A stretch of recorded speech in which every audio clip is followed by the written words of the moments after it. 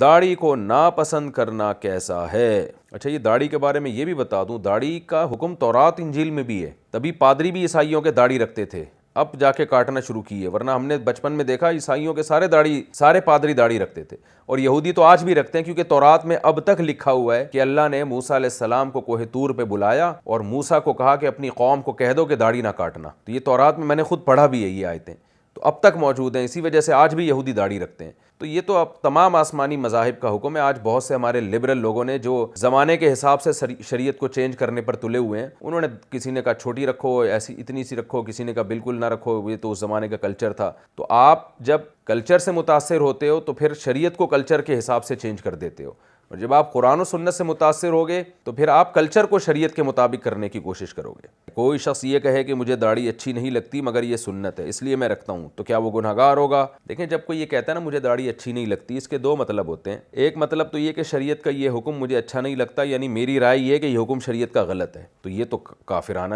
جملہ ہے، اس سے تو انسان ایمان سے خارج ہو جائے گا اور مرتد ہو جائے گا، نکاح بھی ختم ہو جائے گا۔ اور ایک مطلب اس کا یہ ہے کہ بھائی یہ سنت ہے، مانتا ہوں، عقل یہ کہتی ہے کہ اچھی چیز ہے، ظاہر ہے شریعت جب حکم دے گی تو صحیح حکم ہوگا، لیکن مجھے طبعی طور پر اچھی نہیں لگتی، تو یہ کہنے سے وہ گنہگار تو ہوگا لیکن کافر نہیں ہوگا۔